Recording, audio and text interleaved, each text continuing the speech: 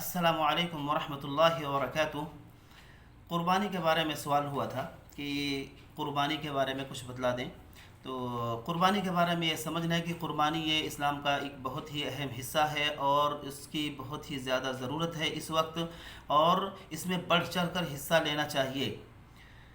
قربانی کے بارے میں اللہ تعالی نے سورہ نمبر 108 اور آیت نمبر 2 میں فرمایا ہے۔ اللہ کے نبی سے خود مخاطب ہو کر فرمایا اللہ نے، فَصَلِّ لِرَبِّكَ وَانْحَرْ، اللہ ہی کے لیے آپ نماز پڑھیے اور اللہ کے لیے آپ قربانی کو کریں۔ یہاں امر کا صیغہ اللہ تعالیٰ نے استعمال کیا ہے، قربانی کریں۔ تو قربانی یہ ہمارے ذمہ واجب ہے۔ کن کن لوگوں پر قربانی واجب ہے، اس کے بارے میں سوال ہوا تھا۔ سوال کیا ہے؟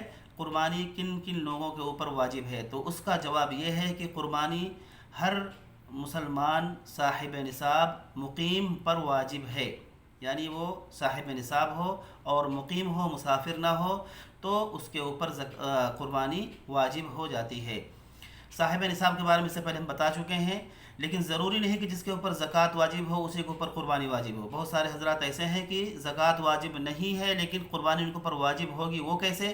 وہ اس لیے کہ اگر ان کے پاس ضرورت اصلیہ سے اتنا زیادہ سامان ہو، چاہے وہ کپڑا کی شکل میں ہو یا برتن کی شکل میں ہو یا فرنیچر کی شکل میں ہو، کہ جس سے وہ 52.5 تولہ چاندی خرید سکتے ہوں، تو اب ان کے اوپر قربانی واجب ہو جائے گی۔ لہذا قربانی میں ہمیں بخل سے کام نہیں لینا چاہیے اور زیادہ سے زیادہ بڑھ چڑھ کر حصہ لینا چاہیے۔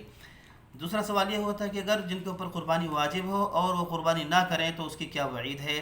تو اس کے بارے میں ذکر یہ ہے کہ حضرت ابو ہریرہ رضی اللہ تعالیٰ عنہ سے روایت ہے، صحیح ابن ماجہ کی روایت ہے، حدیث نمبر 226 میں اللہ کے نبی نے فرمایا، من کان له سعة ولم يضحي فلا يقربن مصلانا، جس کے پاس وسعت ہو یعنی وہ صاحب نصاب ہو اور پھر بھی اگر وہ قربانی نہ کرے تو وہ ہمارے عیدگاہوں کے قریب بھی نہ آئے۔ اس سے بڑی زیادہ وعید اور کوئی ہو ہی نہیں سکتی اس شخص کے لیے کہ جو مالدار ہو، صاحب نصاب ہو اور قربانی نہ کرے۔ تیسرا سوال یہ ہوا تھا کہ اگر غریب قربانی کرے تو کیا اس کی قربانی ہو جائے گی؟ تو اس کے جواب میں عرض یہ ہے کہ غریب کو پہلی بات قربانی نہیں کرنا چاہیے قرض لے کر کے، لیکن اگر وہ قربانی کرتا ہے تو اس کی قربانی ادا ہو جائے گی۔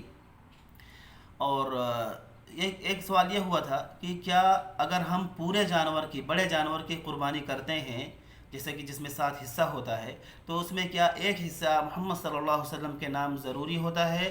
تو اس کے جواب میں عرض یہ ہے کہ آپ اگر بڑے جانور کی قربانی کر رہے ہوں، 1 نہیں، 4 نہیں، 5 کر رہے ہوں، تو بھی محمد صلی اللہ علیہ وسلم کے نام قربانی کرنا یہ واجب اور ضروری نہیں ہے۔ اگر آپ کرنا چاہیں تو نفلی عبادت سمجھ کر کے آپ کر سکتے ہیں، آپ کو انشاءاللہ ضرور اجر ملے گا، ثواب ملے گا، لیکن ضروری نہیں ہے۔